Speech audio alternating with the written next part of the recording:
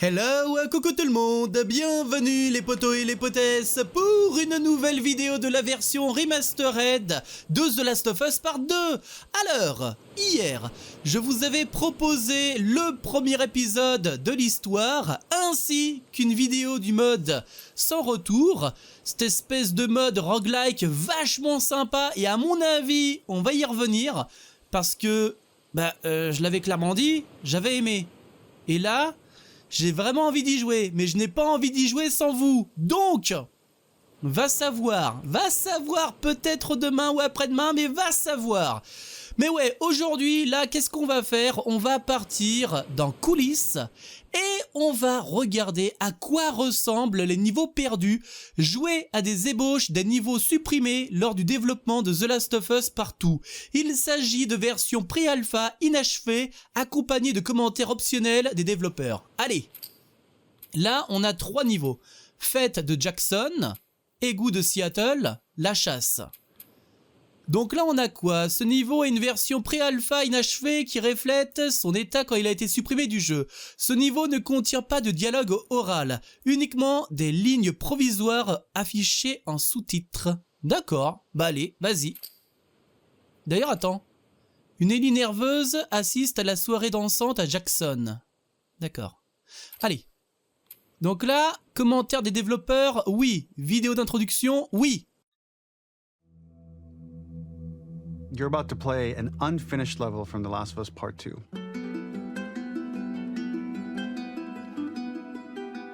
The reason we added this section is there are a few sequences, and we picked the 3 of the best ones, that we cut from the game. You know, often we build a game that's much bigger than what ends up being the final product.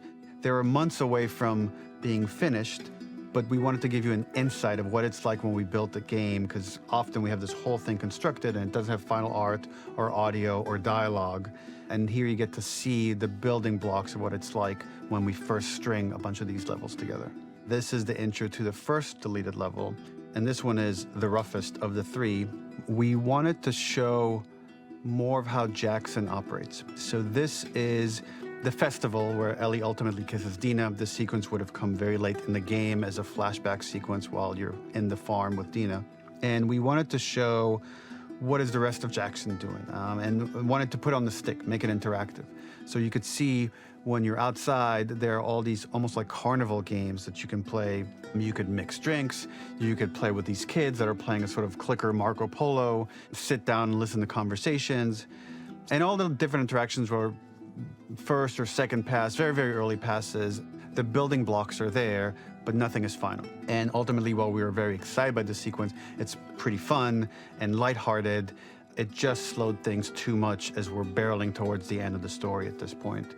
So again, reminder, rough, missing audio, missing animation, missing gameplay tweaks, missing dialogue, but pretty representative of what it would have been. So enjoy.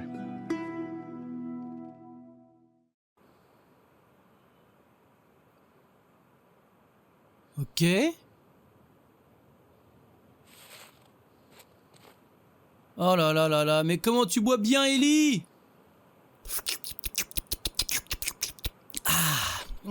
Elle était bonne.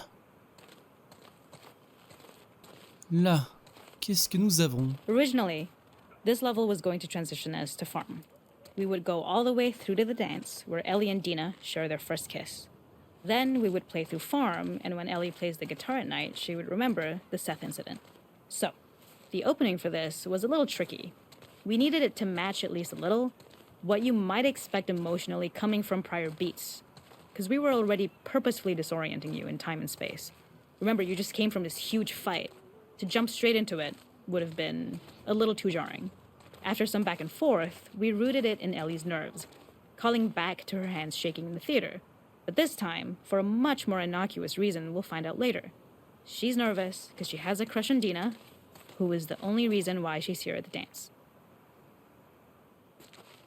On peut voir un exemple parfait et concret de blocs physiques qui sont là, mais c'est tout. On a ce bâtiment-là et ce bâtiment-là. Tu vois, c'est vraiment du brut, de l'archi-brut, il n'y a pas de texture. Il n'y a que le modèle hyper giga méga basique. Par contre, tu vois, il y a aussi des bâtiments beaucoup plus détaillés. Genre, Robert, il a commencé par faire certains bâtiments, puis après on lui a dit non, non, non, non, non, non, on arrête ici, on arrête les frais, t'occupe pas de ce qui reste à faire, passe à autre chose. Et c'est vraiment pas mal ces petits extraits qui t'expliquent un peu ce qui avait été prévu à la base dans ce niveau. Something we really wanted to do was highlight the way their lives had turned upside down since she went down this path. We had this idea of recontextualizing all of our usual gameplay mechanics that were designed for really violent ends. The workbench, door bashes, throwable weapons, and even the infected, which is my personal favorite. Peppered throughout the level are moments of levity or shared history, all the while seeing how happy and mundane they all were before her huge revenge odyssey. Attends, là, je lui ai coupé la parole ou pas? Non, on ne peut pas faire demi-tour. Et là, on a plusieurs choses à écouter. Mais là, regardez. On voit vraiment... On a un aperçu de comment vivent les gens dans le jeu, dans cette ville. Et ça, c'est quelque chose que j'aime beaucoup. Non pas que dans ce jeu, mais dans tous les autres jeux. Lorsque tu fais par exemple Alien Isolation, et ça je l'avais dit et je le redirai encore, t'arrives après le chaos, tu arrives après un certain événement. Et moi, je voudrais bien savoir, je voudrais bien un aperçu de comment vivaient les gens avant la merde, avant qu'il y ait tout ce merdier qui arrive, comment ils vivaient dans cette station, comment c'était organisé. Mais pareil dans d'autres, je pourrais vous donner d'autres exemples de jeux, comme dans Gears of War, comment ils vivaient avant. Et là, ça nous est expliqué, ou en tout cas, ouais, à la base, on devait vivre ça en temps réel, mais comme Neil l'a dit, ça ralentissait un peu trop le rythme du jeu.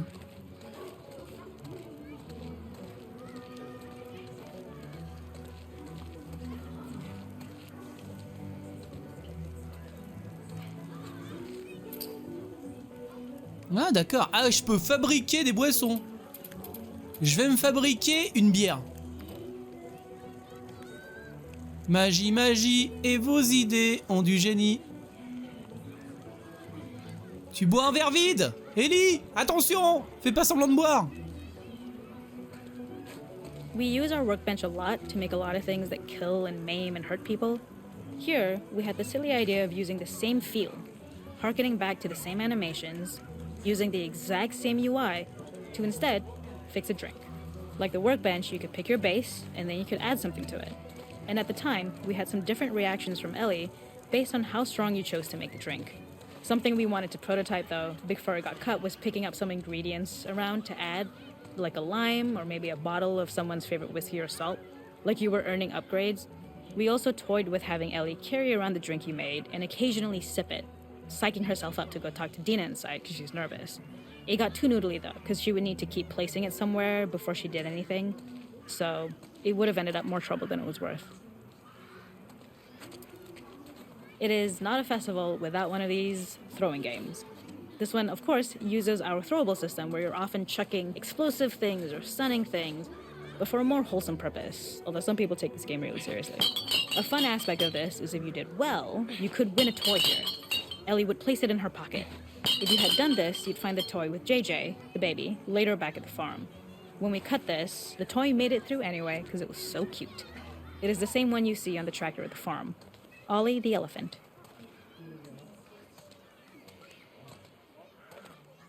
The makeup artist is pretty simple. It's one of those little in-game scenes we peppered in to make it feel like Ellie had roots in the town. Hallie, our writer, mentioned that in her mind, an ex-girlfriend of Ellie's tattooed her arm to cover up her scar. So we figured this might be the only time you get to see that. We wanted to hint at it and allude to it and make it feel like there had been so much more that had been happening and so much more that Ellie threw away.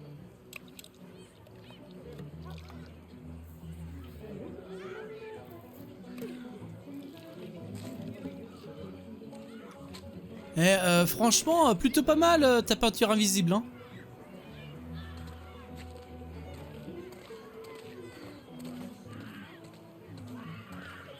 This is one of my favorite sections because I think that it achieves both the slice of life aspect of Jackson while also being a stark reminder of how dark the world that they live in really is. To attract attention and curiosity, one of the kids was supposed to make this adorable, messed up little clicker impression and the others would giggle. We tried a version where if you got close enough, the kid might try to follow you a little before turning back. Since clickers are blind and move by echolocation, for this game of messed up tag, Ellie must close her eyes and listen for when the children give themselves away. The thought was that these kids are in relative safety. They still grow up with the dangers of clickers and runners, and all those lessons would embed themselves in the games that they play. When the festival got cut, they tried to preserve this moment and move it to the front of the game where the snowball fight is, as a tutorial. However, being in the headspace of a clicker doesn't really teach you how to deal with them.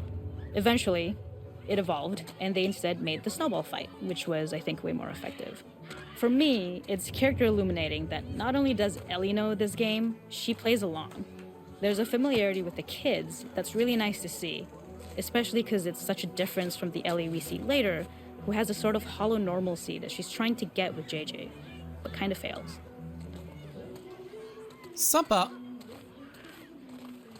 Alors, qu'est-ce que j'aurais raté là, ici? Non. De ce côté-là.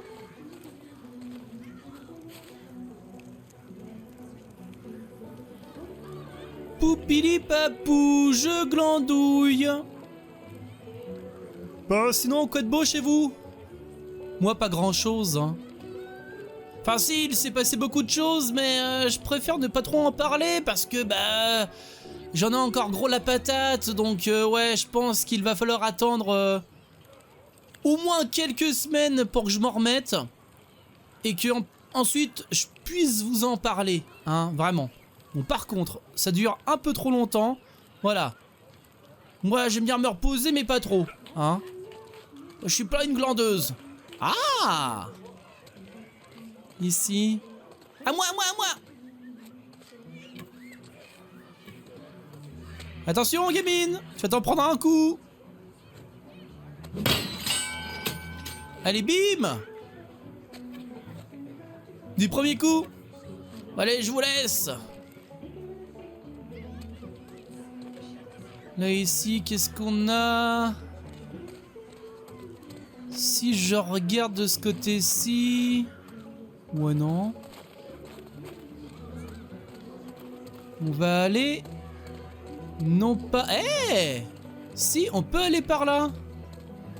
Et j'ai vu qu'on pouvait aller par ici. There's a hidden spot at the back that was just a bit of fun. It was highlighting Jackson's normalcy with something we would find in a real world. In the back, you would find teenagers finding some alone time with each other in a dark corner of a party. It was rewarding the player for peeking into a hidden corner, but ultimately redirecting them back to the festival. We also had versions of them smoking weed here, despite Maria's consternation, probably having gotten it from Eugene.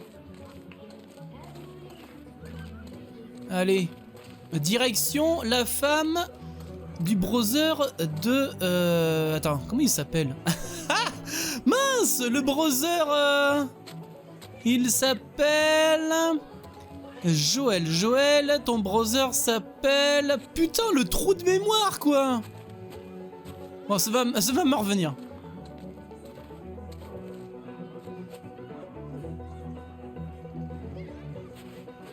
Tommy. Ah, il faut qu'il apparaisse pour que ça me revienne.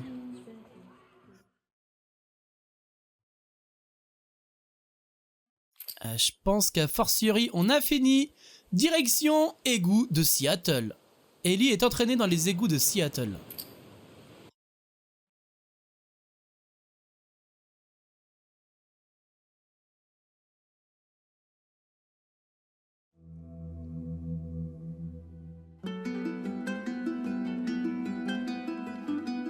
In this second deleted level, which is an extended sequence of the sewers in Seattle, this comes on the heels of where Ellie goes into a building and she survives an attack by stalkers and gets thrown out of a window and gets swept away by the current. And then we cut this section that used to be there in the final game.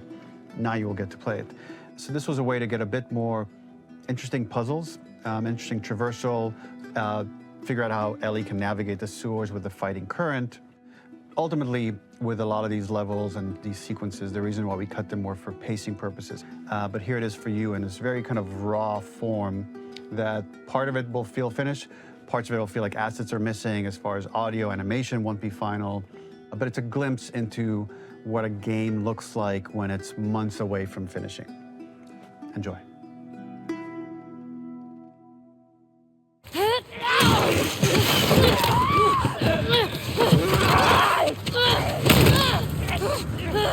Lâche-moi!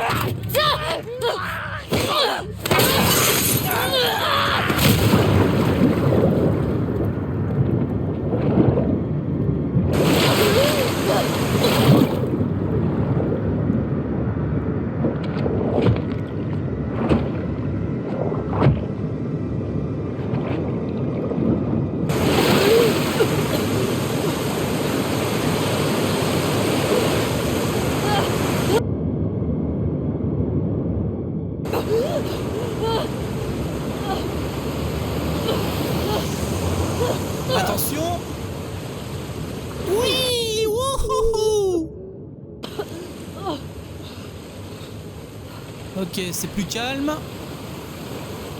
Et c'est pas terminé. Ok. Non. Là, à droite. Yes.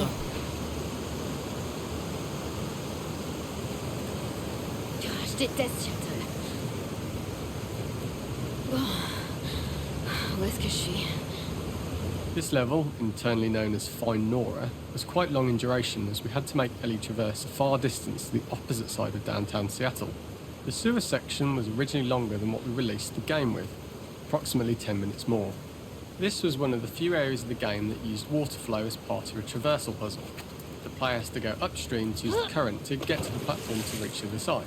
We mostly cut this mechanic game wide, however it remained in essence in the section swimming to the aquarium as Ellie when you were avoiding the waves. Ah. Attends, est-ce que je peux aller par là?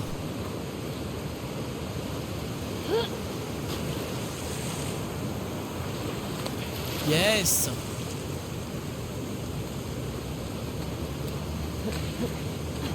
The ladder acts as an immediate goal for the player, but being able to climb out is not going to be so easy. To keep levels interesting and engaging, we alternate between positive and negative values the player experiences. Here, it's a positive to have found a ladder, but then a negative to discover it's not the solution. But then another positive to identify the next short-term goal of the doorway. By alternating between these opposing values, we give players what they expect, but not how they expect it. Aïe. Même pas mal. Rebolote. On va refaire ce qui a été fait. Attention Ellie. Ça va faire mal. Bim. Et maintenant, tout droit. When players reach the doorway and enter into the room, they're faced with a dead end. The real reason for this dead-end room is that on the reversal, when exiting back out of the doorway, players are faced with the route onwards. A pipe that they'd not been able to see when they were swept past it on the way in, and something that was hidden from view when on the side platforms. The intention here being that the only option is to go off the standard path in order to search for a way out. Ouais. Est-ce qu'il ne faudrait pas sauter tout droit tout à fait? Oui. Magnifique Ellie. J'ai hâte de sortir de ce trou. Tu vois, ça, c'est ce genre de choses qu'on devrait avoir plus souvent dans les jeux. Parce que ça nous montre bien comment se déroule un développement. Le développement d'un jeu. Il y a beaucoup de choses qui sont faites, mais certaines choses sont retirées pour X ou Y raison. Throughout the rest of the level, we also use light to indicate to the player that they were heading in the right direction. At each turn, however, we block the direct route forward. Players would know that they just have to keep finding alternative paths, promoting those feelings of being desperate and trapped. We slowly introduce the player to consider climbing into smaller pipes and crouching in these tight spaces. This is to slowly build up to and encourage the player to climb into such a small pipe that they Vers have le to be haut. crawling on their stomach, Je dois which continuer à is monter something pour that the player ressortir. previously may not have recognised as a playable space, let alone the desired route they need to take. We added a tiny space just to reward the player's exploration with a pickup item, and we made sure it was something that made sense that you'd find in this area. A canister and all the garbage that had been washed into the sewers from the surface. Un objet à ramasser là?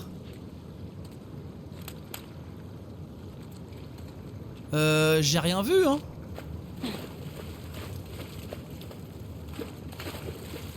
We loved the idea of making Ellie prone through a tiny dirty pipe in order to get out, as it was a great opportunity to use our prone mechanic. A unique camera setup was created to support crawling in these pipes, as the standard prone camera is much higher above the player. We also created custom collision in order for Ellie to manoeuvre in these tight spaces easily. Initially, the oblong collision capsule around her character caused issues crawling around corners. We put extra effort into the custom corner collision, so the movement experience is as smooth as the main game. In order for the player to feel cramped, claustrophobic and desperate, we'd been enforcing the traversal mechanics that allow for a tight environment which promote these feelings. We introduced the use of the squeeze through so that we can keep the player feeling enclosed and tight, but without repeating the same geometry. Here we changed from low ceilings with wider walls to high ceilings and tight walls to change up the spatial pacing and keep the level from repeating itself. Ce serait vraiment la merde de crever ici. Ouais, comme tu dis.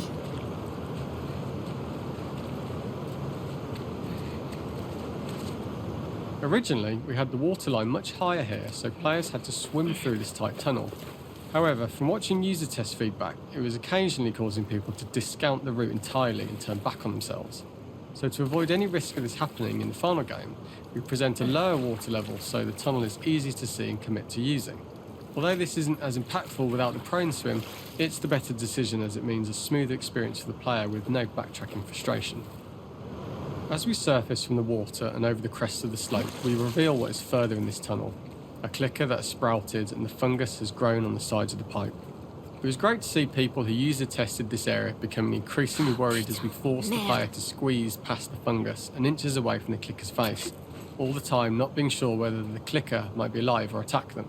Although we aren't as cruel as to force a clicker attack in such close proximity, we do have a payoff for this moment. This clicker momentarily turned into Joel to show Ellie's PTSD from what happened to Joel at the start of the game. Ultimately, we decided to save this moment for the farm level, as it was more impactful there because it could become the centrepiece of that experience. Whereas in the sewers, we weren't able to make it as much of a narrative point and give it the breathing room and reaction time that it deserves, given the tight space. We draw the player towards this pipe, as it is seemingly the route out of the tight space.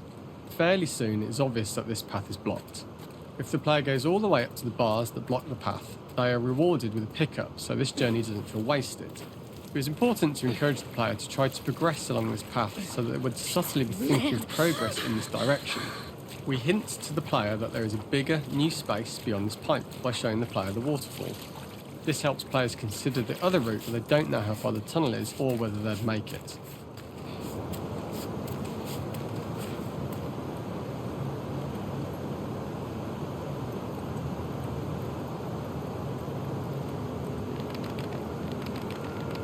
Allez!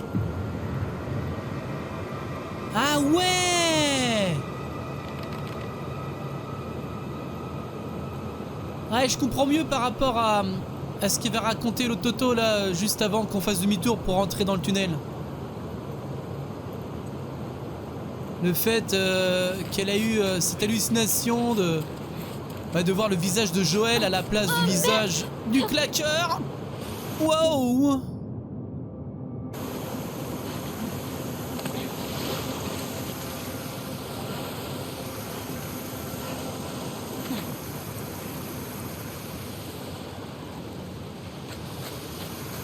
For the final section, we eventually opened you out into a wider area as you traverse through such tight spaces leading up to this, so changing the environmental pacing makes it begin to feel like we're coming to the end of Ellie's ordeal. An earlier iteration used the current that we'd shown at the start for a slightly tougher traversal puzzle to conclude the sewers. The ladder was clearly visible from most of the area, but the player was faced with a fast-flowing torrent of water they couldn't cross. If the player attempted to jump into the water, they were not able to swim across the ladder due to the water's speed, but instead they had to traverse the pipe running along the top of the space in order to get across the water. Attends. Je peux aller en face? Non. Oh merde. Ah, c'est pas grave. C'est pas trop loin.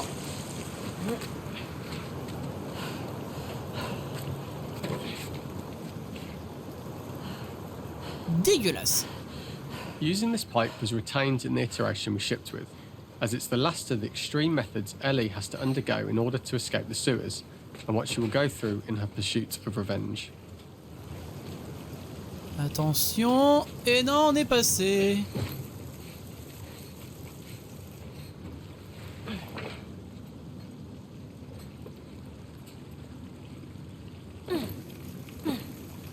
Ouais, ça le fait.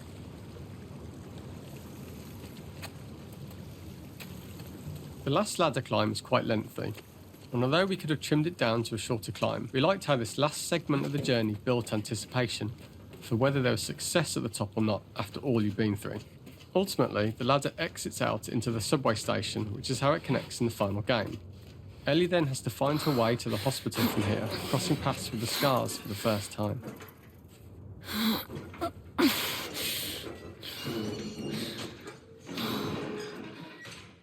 On a raté un extrait audio. On était à 15 sur 16. Et enfin, pour terminer, la chasse. Ellie suit des traces de sang jusqu'à une épicerie abandonnée.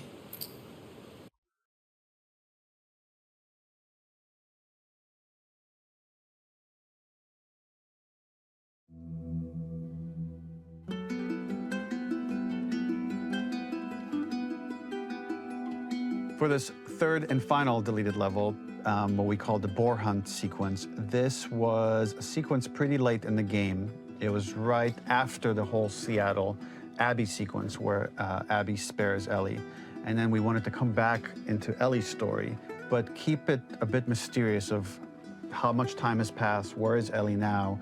So we're coming in on Ellie and she's following a trail of blood. And we wanted to mirror in a way the deer hunt sequence from the first game, but this time do it with a boar. And there's something with Ellie that now she can't let go of this violence. She's pursuing it even against this innocent animal. This was another opportunity to show how the violence that Ellie has experienced, the violence that she witnessed being afflicted onto Joel, is still sticking with her, and she's still experiencing these PTSD moments. This was a sequence that was pretty far along and was cut pretty late in production.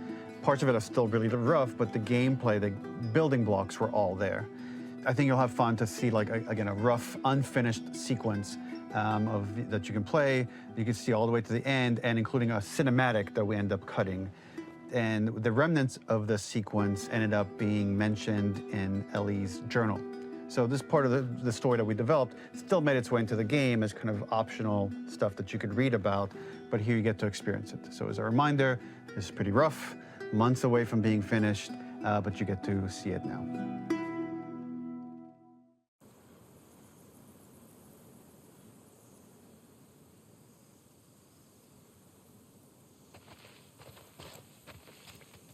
Où est-ce que t'es? Alors attends. On va prendre l'extrait qui est là et checker ce qu'il y a autour. So the boar hunt was one of the hardest levels for me to work on. It was a huge challenge with the systems that we had, and we kept trying, but it never felt quite right. Originally, the level happened after the Jackson Festival, which also got cut, but before Farm. Once the festival got cut, it became the prologue to Farm. The intended experience is that we jump forward in time after the fight with Abby in the theater. We don't know where Dina is. We likely assume she's dead because she was just bleeding out. Ellie is alone. Her hair is short. So maybe this is the future or the present. And she's hunting. Hunting who? Comment j'ai pu le perdre? Abby still? On l'a pas perdu, c'est juste moi qui traînaille.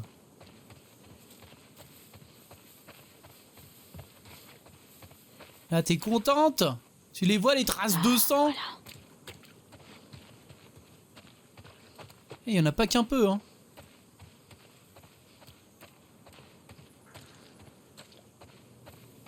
In early iterations of the fight, it was more arena-like. The player slowly whittles down the boar's health. Ellie gets more visceral and more vicious. We get a little worried about her.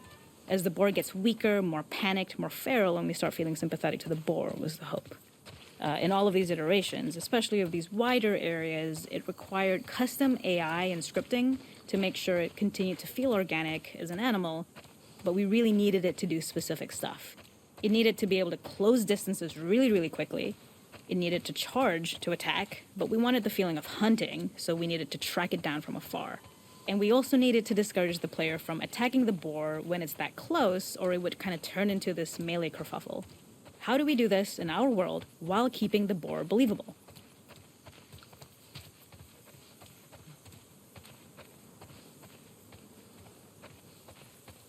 We must have gone through 5 or 6 iterations of the boar fight and all, and every single time it changed pretty drastically. We split it into clear phases, where one was like all long range. We tried another where you're getting close and you get the jump on it quite literally. You're jumping off of a rock to attack it. And then finally, we tried a bunch where you almost sort of go around a bunch of trailers and try and wrestle it. We uncovered after some time that taking down a boar over several phases felt very laborious and a little dramatic. It was comically long, it felt too boss-like, a little too gamey. We decided to cut the first few phases, and we opted for a cold open after the boar had already been hurt off screen. So that allowed us to focus on feeling like we're closing in on prey and to introduce the boar when it was at its most dangerous. Already hurt, already feral, much too close for comfort. And so the thinking was it would bring us more into Ellie's mindset. Is this really hunting for food, or is she hunting for some other reason? Regardez l'ombre. Vous avez vu? Ah, et le jeu il est pas terminé. LOL MDR. Mais Marcus, le jeu il est même pas en pré... Enfin, le niveau il est même pas en pré-alpha. Moi je veux pas le savoir. Je suis sûr qu'il y a des gens qui vont prendre ça au premier degré.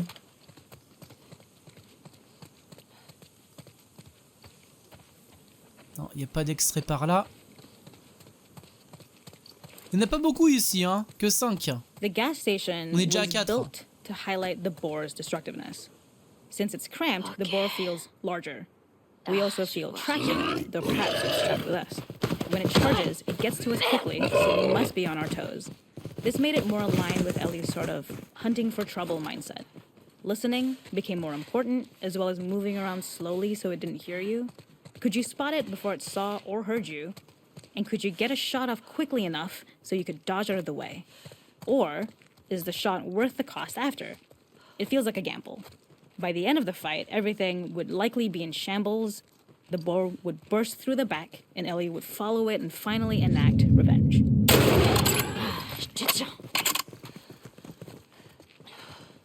Où est le dernier extrait? Il n'est pas là. Je vais t'avoir, sanglier de pacotille.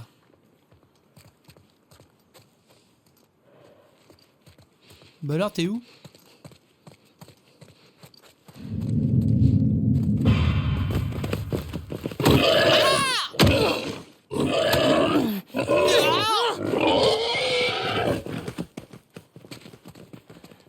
T'étais caché. Tu veux jouer avec moi, hein? T'es mal barré.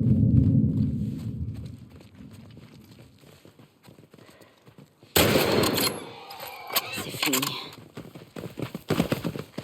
Ah! Tu m'échapperas pas. Mais non! Mais reste avec moi!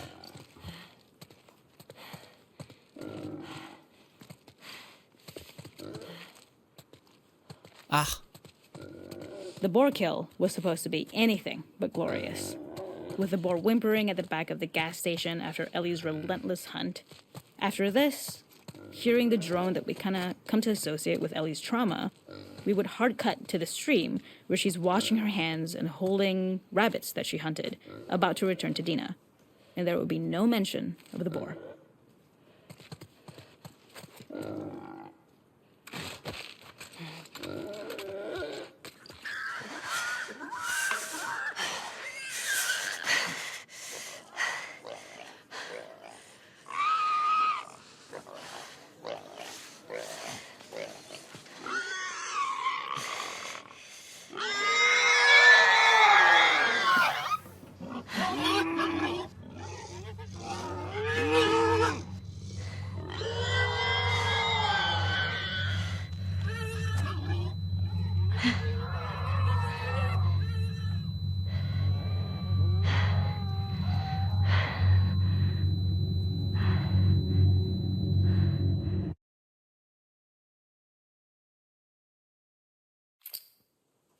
Ah, ça finit comme ça, d'accord.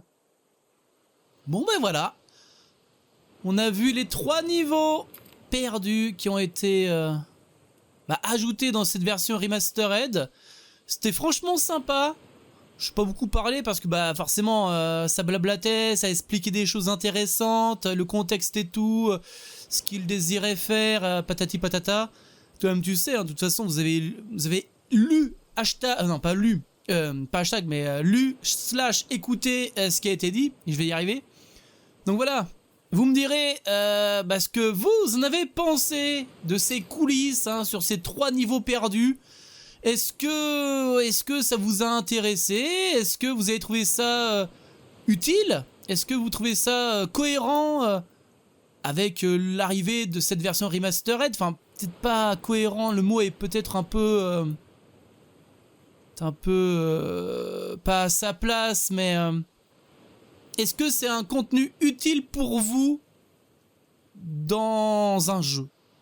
Est-ce que vous voudriez bien voir plus souvent ce qui a été vu, ces choses-là, dans d'autres jeux?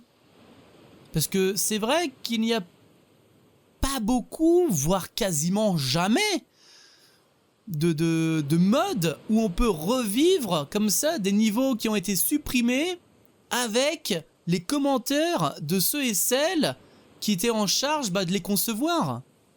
Et moi, encore une fois, je trouve ça intéressant. Ça nous montre déjà comment ça se passe au niveau du développement, qu'il y a des choses qui sont prévues et qui sont ensuite abandonnées parce que manque de temps, manque de budget, problème de rythme, incohérence avec le scénario, j'en sais rien. Mais clairement, ça montrerait aux gens, à ceux qui ne s'intéressent pas au JV, les coulisses, les autres facettes du métier d'être développeur, programmeur, artiste, va savoir quoi. Donc voilà, dites-moi votre avis par rapport à tout ça. Je compte sur vous pour avoir vos retours. N'oubliez pas avant de partir, si c'est pas déjà fait, de lâcher le pouce en l'air et en plus de ça, pourquoi pas partager la vidéo, vous abonner. Si vous n'êtes pas encore abonné, mais si vous le faites, surtout, n'oubliez absolument pas d'activer la cloche et d'activer toutes les notifications. Comme ça, vous ne raterez rien de ce qui va arriver par la suite sur la chaîne. Allez, ciao, bye bye et à très vite.